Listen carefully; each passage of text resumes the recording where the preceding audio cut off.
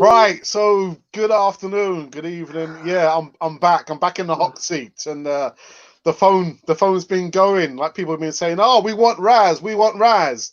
Sorry, you got Hey, me. Unfortunately,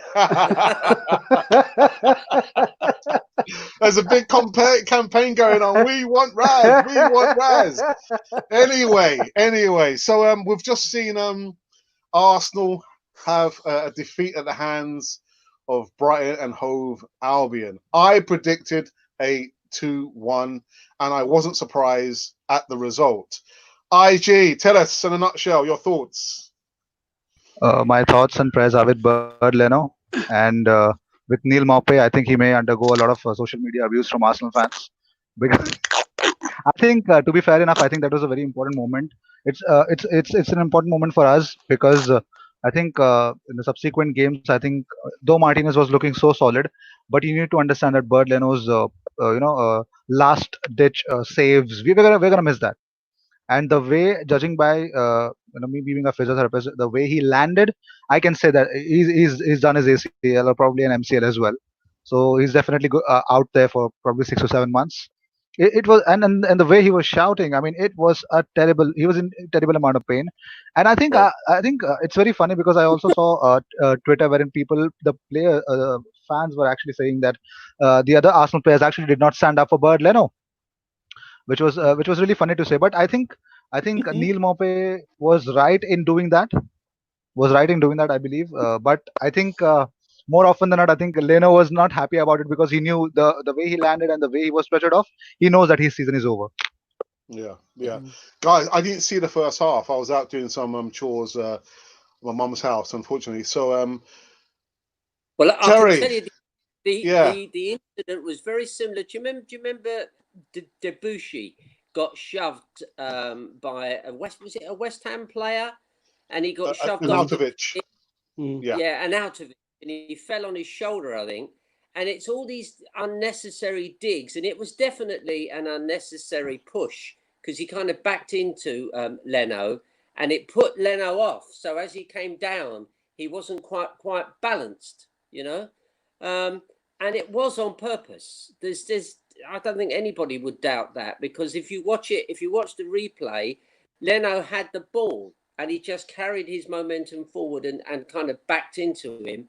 And there is a horrible picture of Mopay pointing at him and kind of smirking and sort of laughing, and it's a horrible picture. And I can understand why Leno was angry. As IG said, you could hear his shouts, his screams, and I'm just puzzled as to why the Arsenal players didn't react straight away and complain to the because they would have seen it. We saw it, and they're much closer. Complain to the ref, complain to Mopay, complain to the Brighton players, and raise the kind of temperature of the game, because then you might get a bit of fighting spirit. But they But fought at the end, of course.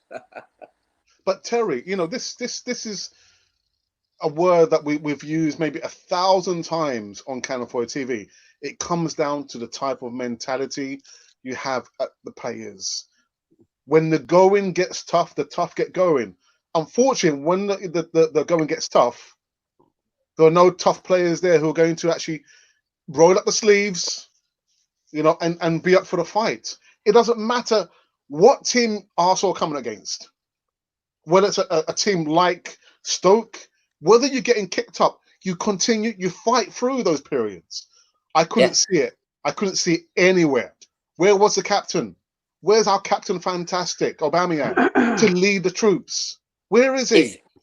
I know, and if that had happened when Tony Adams was at the back there on Martin Keown, they would have been wagging their finger in the face of Mopay and the referee, and they would have been arguing it all the way through until half time. Yeah, and they would have raised the fever pitch in the Arsenal camp during the break, during half time. So the players came out with passion, but there was no passion.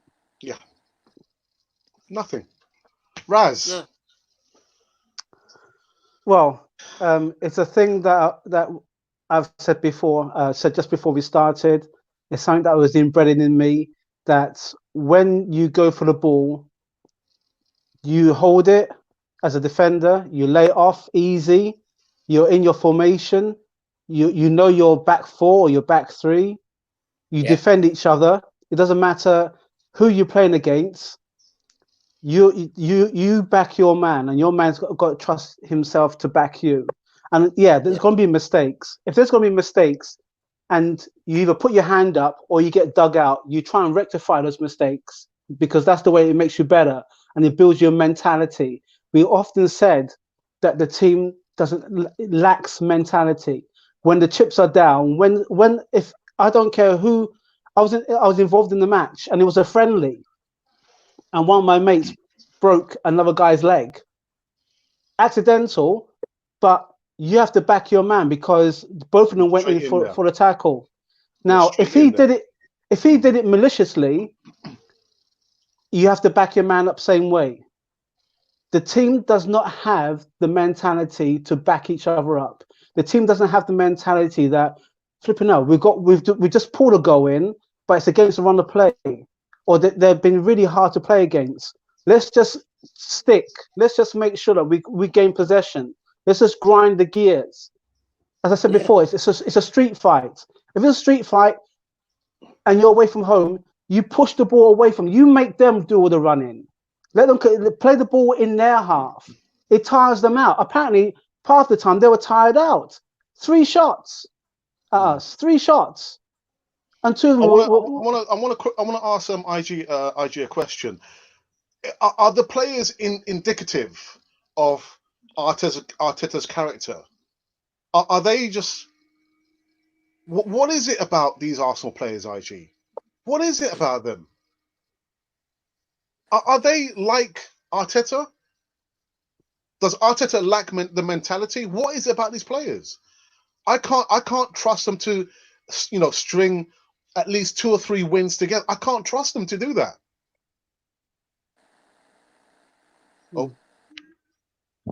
Oh, can you hear me? Hello? Yeah, we can hear you. Yeah, we can hear you. Well, I think the problem is that these players don't have the mentality to close the game out. Now, a team like Brighton who are also well drilled, just like as Sheffield United, they are always in the situation where it's either 1-1 or 1 goal behind, and they have to score a goal.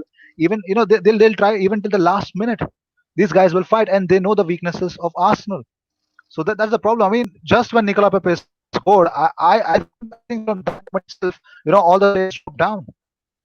There was no intention. There was no intention to defend. They just thought that somewhere down the line, Brighton are going to make the same mistakes that Everton did, probably not taking all of their chances, and probably that would be it. We'd be winning 1-0. But then they just dropped off. It goes down to the coach, IG. The coach must be able to tell them, remember, stay in your formation. Take it easy. Well, actually, he's a manager of Arsenal, right? He's not training under 6 kids. They need not be reminded these kind of things. I mean, understand, if you're playing against Brighton, you need to understand that yesterday Tottenham have dropped points, Manchester United have dropped points. This is the best chance to capitalize on the whole situation. This single win would have put up probably 3 to 4 points behind Chelsea, probably something like that. It's a very important kind of a situation. Now, this clearly tells me, for the first time, the last time Arsenal finished outside of top 6 was 25 years ago. Wow. 25 years ago, and 2020 is going to be something really phenomenal for all the Arsenal fans, because we are going to be, blasted out in the oblivion, and most probably, who knows, next season relegation battle. Who knows? Yeah. Tell, where do we go from here? Where does Arsenal go from here? Where does Arteta go from here? We've spoken about the next 18 months, unless he gets supported from the board, unless they give him the finances, unless he can get rid of the players. He's probably going to walk in the next 18 months, Terry. Well, my biggest worry is because he learnt a lot under the tutelage of Guardiola. If you remember when Guardiola took over Man City, they took a year to get up to speed. I remember meeting them in a semi-final, FA Cup semi-final, and squeezing past them. And it was in the early days of Guardiola. And if Arteta follows that, then this is not a quick fix. I was thinking at half time, if you'd have had Sir Alex Ferguson in that dressing room or George Graham, you'd have had a different team go out in the second half because they would have had something to prove.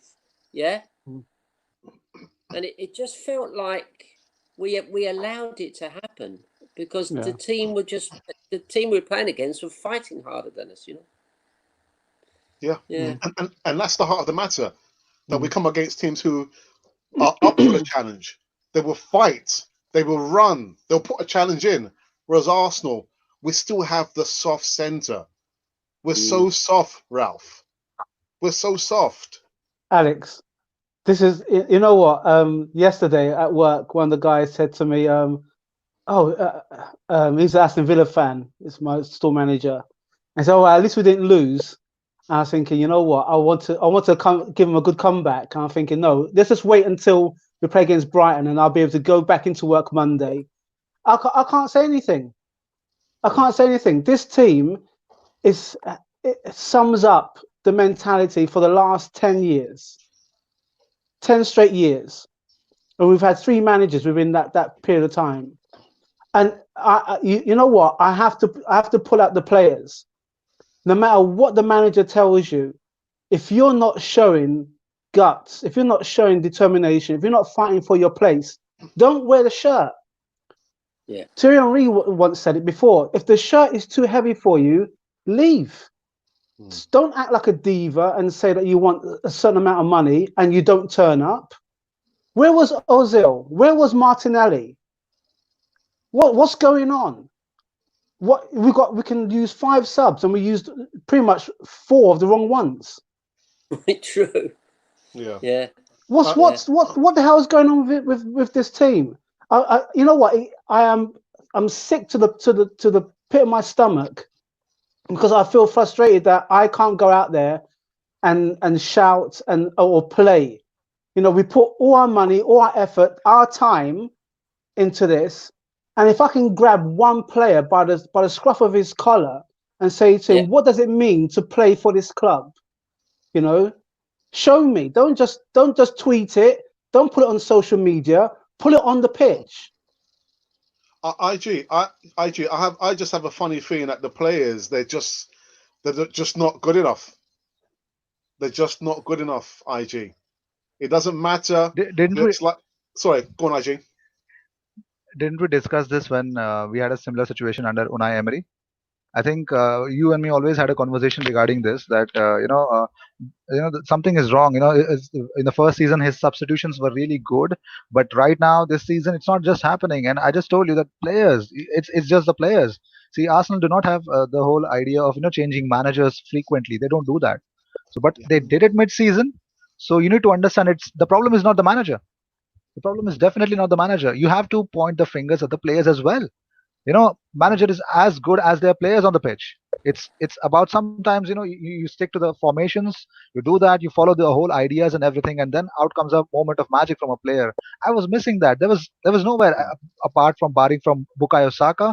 We were doing it from the wings, and Brighton have been, they were wary of many a times, sometimes when Aubameyang, tried something from the wings, he was overpowered, he was overnumbered in a lot of sense, because Brighton knew the fact. And then there was a link up play between Lacazette and Aubameyang, and there was a very great tackle from the defender, from the Brighton player. Those are the similar kind of situations. Brighton know what they are up against. We did not. Even though our players were told about these kind of situations, you know that after, right when the Nicola Pepe curler went in, you can see these guys had already won. I think the match was over then. Right after 64 minutes, switch off. That's the only button they had. Let me quickly go into the chat. There's been some people come through penning their thoughts. And we've got Sonny Joseph, who says, "Woof, we deserve this. Hotel. We deserve this. Did we deserve this?" I think Brighton deserved it. Yeah. The thing is, we all saw it coming. I don't, most of us, my son and me, anybody I chatted to, a fella speaking to across the road, big Arsenal man, and we both, in fact, 2 of them today I met, we all said, no, our attitude's wrong. We aren't going to win. And there you go. So most people saw this coming. And yes, you live in hope, and that's all part of the game. And we could have sneaked a 1-0 win because we were 1 up, and with a half decent defensive midfield and a half decent defence, we could have won it. But in the end, we can't defend corners. That's the other thing. And every time Arsenal got a corner, I was looking at the Arsenal players now. Rob, what's the name? He's 6'2", isn't he? Holding, and he was 3 inches smaller than about 3 of the Brighton players. They're centre backs, I guess. And I'm thinking, even our biggest guy win the ball. Why don't we buy the odd big player anymore for as a centre back? You know, okay. So I think Saliba's 6'4". Well, you've got to have a big guy there, like Virgil van Dijk and that. You've got to have a few big men there. My worry now is I hope that Martinez comes up trumps because he's obviously going to have to hold the torch now for the next, the rest of this season and maybe a good bit of next season. Yeah. You know? Yeah. But the club needs a massive overhaul, and we can't do it financially. So the only thing we can do is bring through the kids. There's no other way. We haven't got any of those great players from about the age of 26 to 29. That's always the time you want your best players to be around. We don't seem to have people around like that, you know. But the thing is, the fan base are in such a rush. They want the next best thing now. They're not willing to wait so we can develop the young players. So you know what that is? A good player. He developed. Sorry, IJ. Who said that? It was me. Perfectly. I think it was Ralph. Yeah, what you say, Ralph? No, what I was going to say was the reason why fans feel that they want the ready-made successful player now is because we had so much time quite a few years ago for Arsene Wenger to change things, and he didn't. And we said, okay, maybe next season. Well, now it's been so many next seasons that we feel that we're in the point now was no, we want that person now. The only thing is that it's the money. We want the desire, but we don't have the money. So this is our sticking point. So now we're going to put unbelievable pressure on youngsters coming through the ranks with an expectation that they've got to be successful because we're patient and we're waiting for it, and it's going to be unfair on them. It could stunt their development because they're going to come into a cauldron. They're not. It's not like back. Terry will testify to this. It's not where, for example, when Adams came in, and when Keown came in, and when Bold and Dixon came in, they all came in at the same time, but they fought for their place.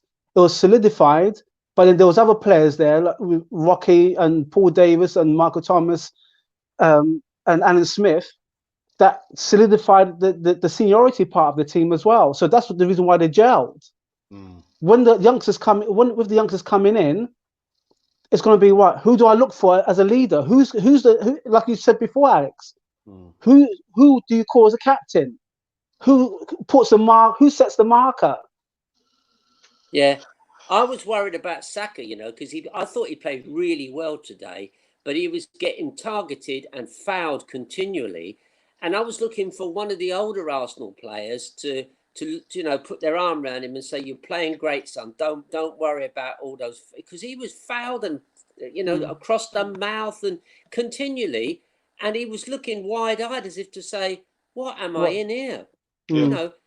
The captain there to put the arm around him. And like you say, Terry, there was nobody to put the arm around him. Nobody, Terry. Mentality. Let me go back into the chat very quickly. There's some more comments. We've been a joke for the last 10 seasons. Wenger stayed too long. I am so mad.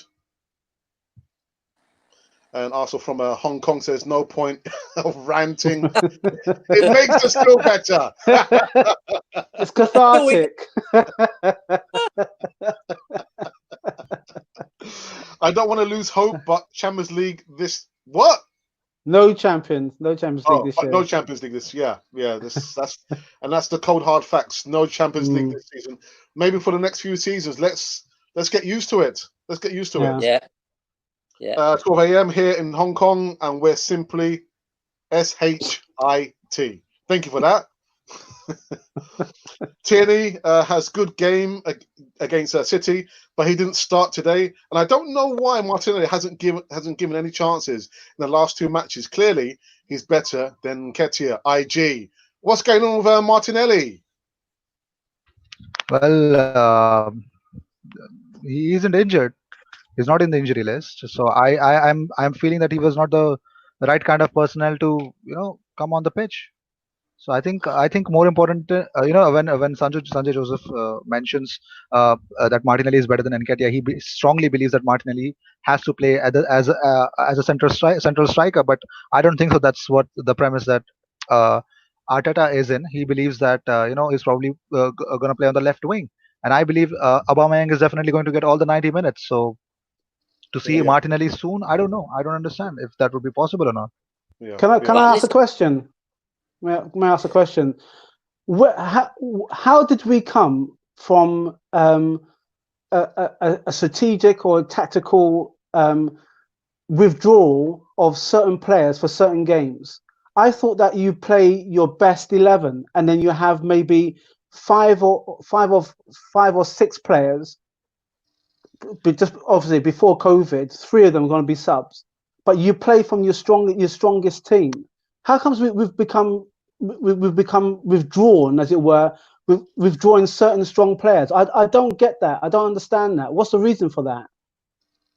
I think the biggest reason there is that first is to avoid injuries, and second is they did not have a good amount of preseason, and they did not have a very good team building process. We hurried on to it. We were about to start the Premier League probably towards the end of June, but we hurried on to it to mid-June just because we wanted to finish it before all the Champions League and all the Europa League games has to be started and finished in August itself. So it's a bit of a hurry. You will have a lot of injuries. We already have 3 bigger injuries already, so you need to understand that as well. So obviously it was pretty much stated. We saw it in the Bundesliga, we saw it in the La Liga, and we'll definitely see in the Premier League that many of the teams won't come up with their strongest 11, probably not from the first match itself. Yeah, but you know what? I didn't see what I would call a team out there. Well, I did in terms of Brighton, but Arsenal didn't feel like a team. And so quite a few people, Brighton people, and just people who are in the know, were saying that Brighton are a good team. They work for each other really hard. They're well balanced. They've got a midfield that are onto you all the time. They've got some big guys at the back, and you're playing a team that 11 men fighting for the same cause. When you look at us, it looks like 11 men, but they don't have that teamwork and team passion, But that's funny you said, because if you look on YouTube, the Arsenal PR machinery, behind the scenes training, everyone's having a laugh, everyone's together, and then they go on the pitch, and like I said, they look like 11 individuals playing like 11 individuals, and not like a team. It's weird, absolutely weird. Let me go back into chat very quickly before we wrap this up of this lovely post-game reaction we're talking about. We wait for football for a long time, and everything gets ruined within 2 games. That's the true. new proof, Glenn. Let's go back into lockdown. Yeah. No, I don't think so. Well, IG, do you want to say something, IG? We go back to lockdown and we talk about we talk to this players to take more wage cuts. I'm sorry, I'd rather see Arsenal lose and them actually all the players actually look back and see where they went wrong and probably out of the club. And probably I think this is the best time where you see the real face of the players. And now Arteta knows. Now if Arteta is a ruthless guy, he knows what he has to cut off. As Terry mentioned, that Pep Guardiola came in for the first season, they had one of the worst seasons, and probably from the next season, what happened in that transfer window? They bought hell lot of players. The next subsequent 3 transfer windows, they bought players worth 40 million, 50 million, 60 million. That's what they don't buy anything. They bought Claudio Bravo. They were not happy with it. They got Edison. So you need to understand, if you're pumping money, you need to use your head and probably use it in the right direction as well. But that Yeah. happened with Manchester City. And if you want to see a quick fix, then it has to be in a proper way and you need to shell out money. With financial fair play rules actually relaxed for the one whole season, I think Arsenal, this is the best time to put in a lot of money. But so far, from what I've heard, Arteta is he's sending the right signals out there so far, that he said that he hasn't come here for the same thing to happen over and over again. He's come here so Arsenal can evolve into something credible. So he's saying the right things, but hasn't translated on the pitch, because these are the same players that Unai Emery had, and Unai Emery was shown the door. If you remember, sorry, I'm so sorry if I can come in. I'm really sorry, but I have to make this point. Last season we were in a similar situation. Towards the end of the season, we had some 6 to 7 odd games. We had to win 4 or 5 of them. We could make the Champions League very easily, or we could go into the finals of the Europa League and probably take it down to the last wire. And what happened? We lost a string of lot of matches. The same time we had a lot of away games then as well. So the reaction from Unai Emery came in. We saw, everyone was happy. Okay, we went to the finals. We were dejected, yes, but we saw it in the transfer window. We got David Luiz. We got 3 or 4 players. The reaction was not subtle, and the messages that Unai Emery gave in, he was always praising the players. That's not what I'm seeing, at least from Arteta. So I'm just hoping. If I'm listening to the right things, it may translate, because you just change the manager and not the players. You can even bring in Mourinho, which I don't want, first of all. But you can even bring Zinedine Zidane, but these guys won't turn into Benzema or Casemiro. These guys are Hector Bellerin, Reece Nelson, Joe Willock. They're gonna still stay the same. Yeah, I think if he's got any sense, he'll sort this back line out, this defence out, and defensive midfield. That's got to be his priority for the next year. Get that sorted. He's probably not going to have Leno, so we may have to go into the transfer market. But, go for a world-class goalkeeper.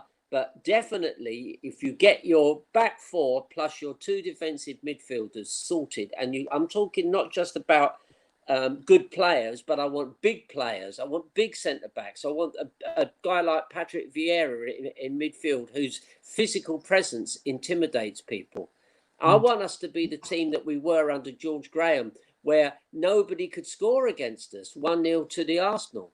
And then teams start worrying, but we don't have that. I mean, I did look at the way we were defending, and there were points where the back line were very good. They didn't leave gaps. They moved forwards together. They moved sideways. It looks as though he's been drilling the back line.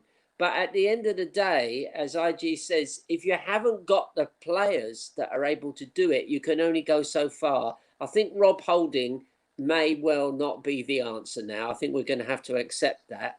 Mustafi looked okay today, actually. He did. He was all right. But Bellerin, well, we know he seems to have lost 2 yards of pace. Yeah. If I can respond to Alex when he said about Unai Emery. First thing, so we had about 4 matches to try and get into the top 4. And I'm not sure, after we lost that match against Crystal Palace at home, whether Unai Emery's mind was twisted because he was in a relationship, wasn't he? And he said he blames his girlfriend for the fact that he didn't have his game head on. So for about 4 matches, pulled it up, Ralph. but Unai Emery pulled it up. He pulled it up. No, but you just spoke about it. Right. And the second thing, what I don't want, if we're going to go serious, you want Raz back on the easy talk. That's not going to happen. Sorry. Another thing, I don't want Arsenal to go and get some of these other players who played for their teams in their heyday, and then we get them at a cut price, and then I've had enough of it now. Luiz is the I don't want to see another kind of David Luiz or Petr Cech or whoever it was from Man United playing for us, and then all of a sudden they go and play for them down the road or whatever. I want us to go in for a key market player from abroad who's in his prime or who's about to break into his prime. I don't want no one from the top six or no one from below the top six to come to this team. Yeah. Now I'm gonna go back into the chat for the last time before we wrap this up. But before I do, Terry, you say that you want Arsenal to improve the midfield and maybe the defense. I can see trouble brewing in our attack. I don't think Aubameyang's going to want to stay. He's not. No, he's not going to stay. So we're gonna go back again to try and find the best strike force since Thierry Henry. You know, Aubameyang is not going to want to stay. Do you think that's the reason why he's playing Nketiah quite a bit then? Yeah, I mean, I think the players are realising, especially people like Aubameyang, who's coming towards the twilight of his career, this last move is going to be his big move. He's going to earn big money, and he needs to go to a team that might at least win a few trophies. Nothing on that pitch in the last couple of days we've seen Arsenal play tells me that this team are going to be winning trophies anytime soon. So we've got to wish him the best, and off he goes. Take whatever we can, and as well as buying good players, buy players of character, buy players who run through a brick wall for you. I want teams to be frightened of the fact that we're prepared to run through brick walls. Yeah, definitely. Let me go back into the chat. Let me go back into the chat just for the last time before we wrap it up. Mube says, from the start, it didn't look right. Happy to see Holding get a full 90 minutes. Only positive from today. Well, Saka looked the main threat from what I can see in the second half. So, yeah, I'm not so sure. I agree with that. And then we've got Daniel who says, give Arteta time. Problem with Arsenal fans is that they expect success overnight. And that's what I said. The fan base want instant success. Blame Luis last week and forgot the problem is the whole team, LTL. Well, it is. It's throughout the team. There are weaknesses, glaring weaknesses. And although I want to bring the young guys forward, when Willock came on today, he did look like a rabbit in headlights. And the few times the ball came to him, he just played the safe ball, you know. Yeah. So I think he might need a season or two before he's really ready. But you were talking back earlier when we had people like Stevie Bold and Nigel Winterburn and Lee Dixon. Now those guys had earned their right to play because they'd played in what was the lower divisions in those days, and they valued being at Arsenal. They valued it for one big chance in their career. And Lee Dixon came out. Was it Bury or some team like that? And was it Stoke? I think it's Stoke. Was it Stoke? Stoke. He Bury and then on to Stoke. And then we got Steve Bold from Stoke as well. Nigel Winterburn from Wimbledon. And these were players who had a lot to prove. I don't feel in a lot of them Arsenal players today that they felt they had something to prove. You know, as I say, Saka played well. Guendouzi played better, I think, than I've seen him play. He's got a nice little shimmy where instead of going to one side, he can shimmy off. So I thought, I can see what Arteta sees in him. I'm sure Arteta's worked on him, and he can create space for himself. So I think Guendouzi is shimmied off for the next 3 matches. IG,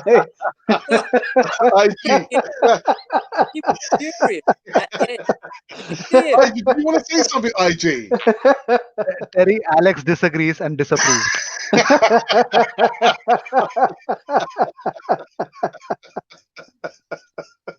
Let me go back into the chat. So I didn't see the game. How were Arsenal from 1 to 10? Raz, rating from 1 to 10, the whole team. No, I'm sorry. I'm not having any of that. All of them. Yeah, it's surprising that James. It's probably surprising because he did not mention zero. Other than Saka, and Leno, unfortunately, everybody else can do one. They can do one. Boy. I'm actually shocked. It's not from 0 to 10. It's 1 to 10. So this guy's very positive.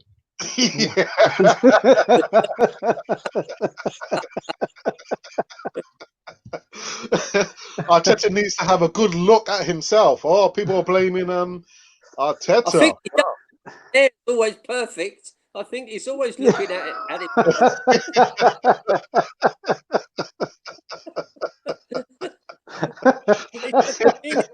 Put the mirror down and look at the players for one. And Mahil says the players didn't look motivated. Well, yeah, that sums it up. Okay, let's have a look here. Just a couple more before we finish. Arsenal should be in League 2. Thank you for that, Robert Coleman. I'll remember your name. Yeah. The They're probably gonna be in League 2 in 2 seasons.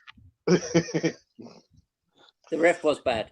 The ref was terrible. Was appalling. Sandra Joseph says we bought self-destruction for 8 million from Chelsea. Yeah, but he didn't play today. He's suspended, isn't he? You can't blame him this time round. No. And just a few more.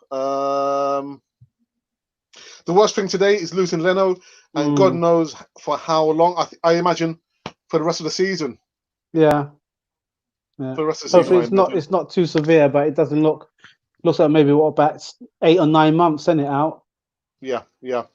And just a couple more. We needed a playmaker today as well to create more chances. But if the players are not making runs off the ball, it doesn't matter how well class your playmaker is. It takes the whole team, not just one player. Yeah. It's not going to work. That an engine in that midfield. There was nobody galloping up the ground and making the pitch big, and it was very slow. The build up was far too slow again. Anyway, listen, I'm gonna wrap up this hilarious post game reaction. Can you imagine people calling me asking for Raz to do the easy talk from now on? It's not gonna happen. I'll be out of a job. Not that I get paid anyway. I'll have to put it on. Yeah, but listen, could do a double hander like Ant and Dec, Dick and Dom.